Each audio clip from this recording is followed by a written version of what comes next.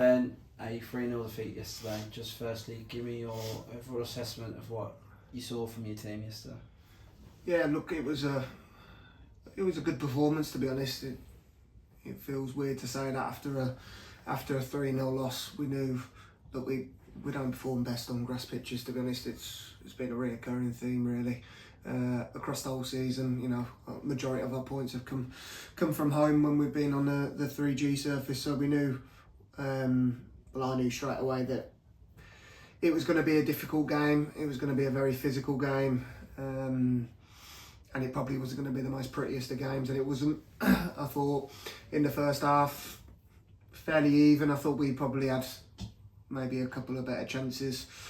I'm not really one to touch upon officials, and I haven't done in any interview, but you know, I'll be honest, the officiating in the first half was poor. We've got an opportunity in the first half where Lara's put a body across one of the defenders, to put a body in front of the defender to get to the ball.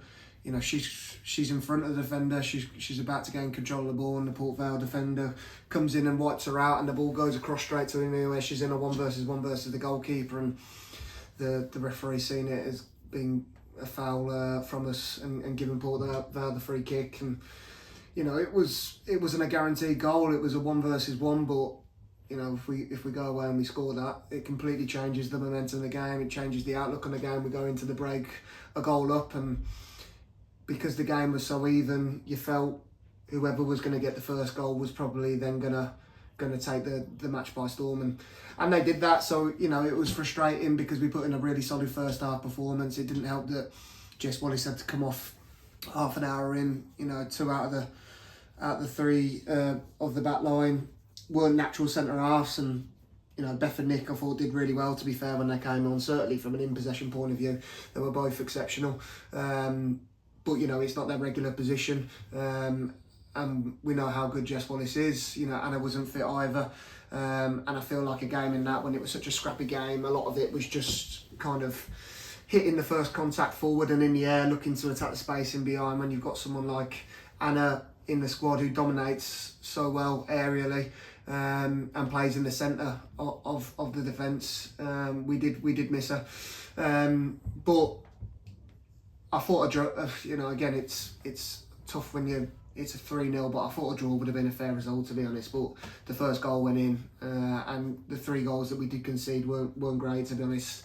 But you know, that's nothing taken away from Port Vale. The game could have gone either way, and they took chances at one end of the pitch. We didn't take our chances at the other. Yeah, which brings me nicely on to the next question. You mentioned in your post-match notes to me that you said the scoreline wasn't a reflection of the game. I suppose in some ways, as you mentioned, just one team being clinical at one end, and I suppose us not clinical at the other. Is that the difference between the 2 teams? Yeah, we had plenty of chances. I mean, to be honest, because the game was so scrappy, they were playing a back 3, so on the transition we were effectively left 3 versus 3. So we wanted to play forward quick, and the pitch probably really didn't allow us to, you know, to string 10-15 passes together when we were in possession of the ball. But unfortunately, when we did get the ball forward quick, we didn't really get numbers forward quick enough. But we still got the ball in the final third. The keeper's pulled off an unbelievable save to stop Beth Grady from a free kick. Charlotte Taylor had an opportunity towards the end. You know, Alicia, Lara had a few opportunities as well. And you look at the game probably last week when we played Coventry, it probably wasn't a 4-0 game. You know, I thought weren't lucky, but I thought we deserved to win the game. But it probably wasn't by 4 goals, but we were clinical. And then, you know, you look at this week where pretty much the same, and there wasn't too much difference between the 2 teams. But one, you know, they were the clinical side this week, and we weren't. But yeah, I just think we didn't get enough numbers forward quick on the break, and we weren't clinical enough. When we did get the opportunities, we weren't clinical enough. But you know, it's one of them. The performance was good. We were missing players, and we're still standing in good stead with where we are. And you talk about good performances next week against Burton. It's one of the teams we've actually beaten this season. So what do you sort of take into that game, and what sort of test are you expecting from next week? Yeah, when they came down here, look, they were a good side.